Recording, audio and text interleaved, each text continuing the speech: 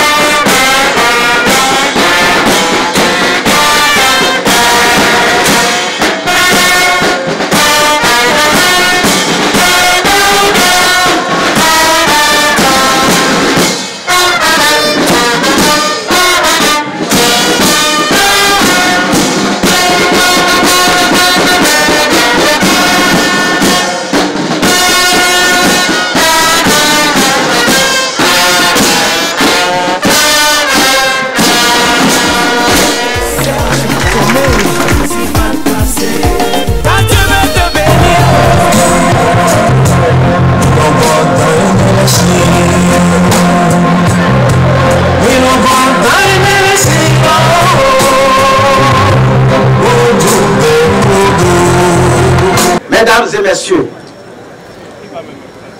la cérémonie de lancement de l'école Tension sur l'enjeu que constitue la formation politique des militants au sein de notre parti. L'analyse des événements de l'espace politique africain en général et de la sous-région ouest-africaine en particulier révèle que les partis politiques ont renoncé à la formation de leurs militants.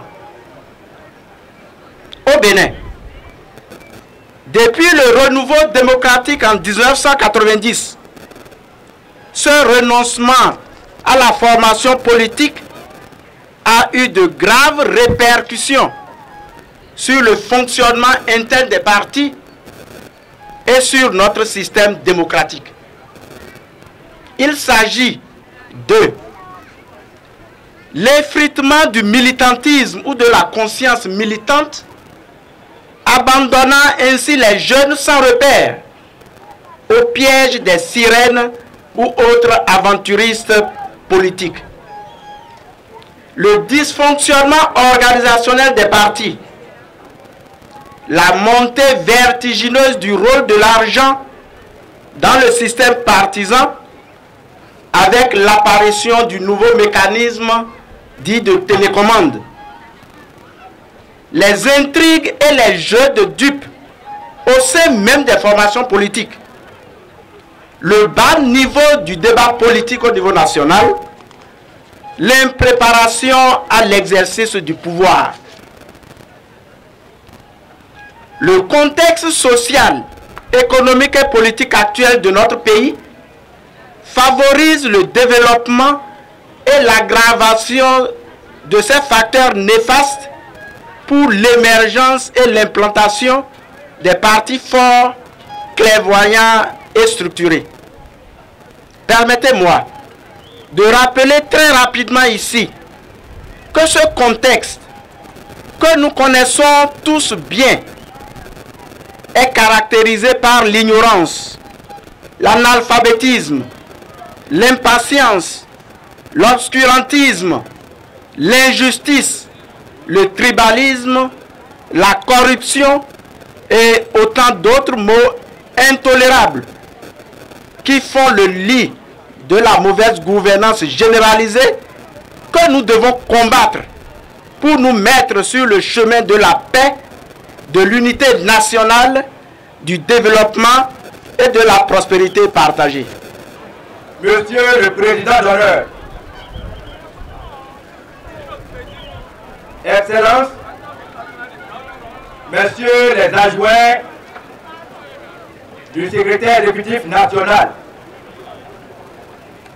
Excellences, Messieurs et Mesdames, les membres du bureau politique, du bureau exécutif du FCBE, honorables députés à l'Assemblée nationale, honorables invités, notre ambition est de permettre à chaque jeune, quelle que soit sa région, quel que soit son parcours, quelle que soit sa position, de contribuer au progrès de notre pays. Pour ceux d'entre eux qui veulent s'engager dans l'action politique, notre parti sera pour eux une réponse. Nous croyons à la force de l'engagement politique comme levier pour le progrès de notre nation. Chers militants et militantes, c'est ainsi que je m'exprimais le 11 février 2018 à Parakou, lorsque vous m'aviez consacré secrétaire exécutif national de notre formation politique. Le lancement de l'école du parti FCBE, ce samedi 26 mai 2018, à Abomey-Calavi, une commune de la partie méridionale de notre pays, n'est que la matérialisation de l'un des engagements que nous avions pris, qui du reste est l'une des structures d'animation prévues par le statut de notre parti politique. Le lancement de cette école, planifié dans la feuille de route d'avril à décembre 2018, est validé par les instances suprêmes du parti, en l'occurrence le bureau politique et le bureau exécutif national, dont je salue la présence des membres ici, sur l'un des sujets qui défraie la chronique depuis un moment et qui fait l'objet de tous les commentaires dans les forums, les journaux, les radios et télévisions. Et il en sera encore ainsi les jours à venir. Il s'agit de la levée de l'immunité de votre secrétaire exécutif national que je suis et celle du coordonnateur de la première circonscription électorale, l'honorable Idrissou Bako, ainsi que de la demande de la poursuite du deuxième secrétaire exécutif national adjoint, le ministre Komi Kouché. Cette demande du gouvernement de la commission parlementaire spéciale créée à cet effet.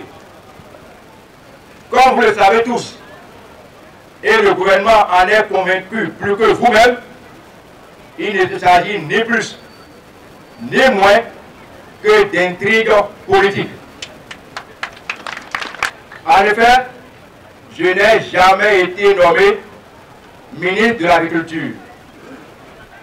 Je n'ai jamais été cadre de ce ministère pour être interpellé par des questions de substitution d'ajouteur au paiement fait aux fournisseurs de la mauvaise qualité des engrais livrés. Voilà ce qu'on me reproche.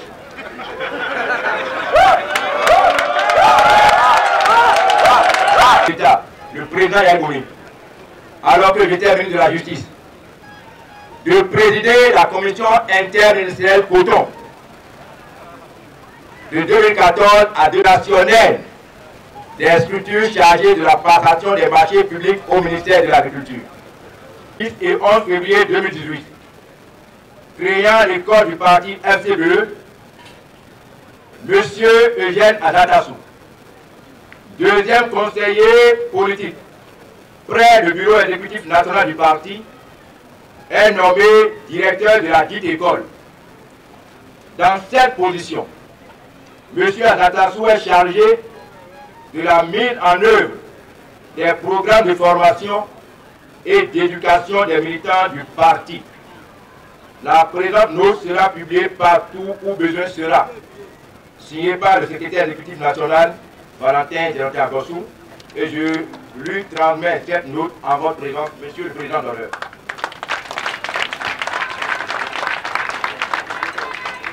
Chers voix, mes chers compatriotes, chers amis de la presse, je voudrais vous dire la joie qui m'anime en ce moment en présence des membres influents, j'allais dire, ou du bureau directeur ou des instances de gouvernance, les membres du management de notre parti en tant que formation politique appelée à animer la vie politique dans notre pays. Mes chers compatriotes, permettez-moi d'exprimer de nouveau cette joie de vous retrouver. Vous tous, vous êtes venus des quatre coins de certaines circonscriptions, je dis bien de certaines circonscriptions de notre pays, notre chère patrie commune. Chers compatriotes, je vous dis merci, avec beaucoup d'amour, avec beaucoup de politesse, avec beaucoup de joie. Chers compatriotes,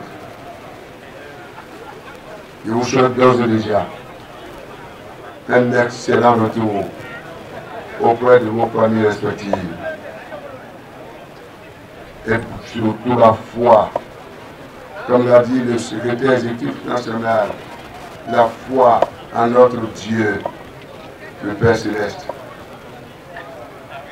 le miséricordieux, notre Père qui nous a créés et qui passera toujours à chacune, à chacun et à notre pays, le Bénin, sans oublier naturellement le reste du monde. Chers compatriotes, j'ai répondu une fois de plus, je crois, la troisième fois du genre, à l'invitation du management de notre parti. Chers amis de la presse, c'est parce que je ne vous ai pas encore félicité. C'est la première fois que je me suis retrouvé ici, de la partie méridionale de notre pays. Vous me connaissez bien, l'attachement à l'unité nationale de notre cher pays. C'est l'alpha et l'oméga. C'est mon credo. Le Bénin, un et indivisible. Vous ne me connaissez pas cela. C'est de l'abscisse linguée. Parce que certainement ils m'ont conduit à aller au nord 2 fois. Donc c'est leur faute aussi. Donc je suis pardonné. Pardonnez-leur aussi. Ils travaillent beaucoup. Alors chers amis, je vous dis aujourd'hui, je voudrais vous dire que partout où je passerai, partout où vous me verrez, la prière que je fais pour tout le monde, sans exception aucune, tout le monde, pour que chacun se trouve, cette prière sincère, c'est pour le bonheur de chacun et de notre pays. Depuis nos gouvernants, je suis sincère, en passant par tous les citoyens, mes chers compatriotes, quel que soit le genre, l'âge, et vous donnera ce que vous aurez à lui demander, et qui puisse servir notre patrie commune. Chers compatriotes, c'est pour cela que je vous rassure, que partout, sachez que, eh bien, c'est pour réconcilier notre cher Bénin. la réconciliation. C'est pour la protection de notre chère patrie commune, chers compatriotes. N'oubliez pas que vous m'avez donné cette occasion d'être au sommet de l'État pendant 10 ans. Alors je me comporterai en ingrat si je ne devais pas ce préalable, et je vous sincère, je vous jure, quel que soit les critiques que vous avez à mon endroit, je vous demande pardon. Pardon. Mais sachez que partout, mon travail qui me reste maintenant, c'est la protection de chacun de vous, sans être président en exercice.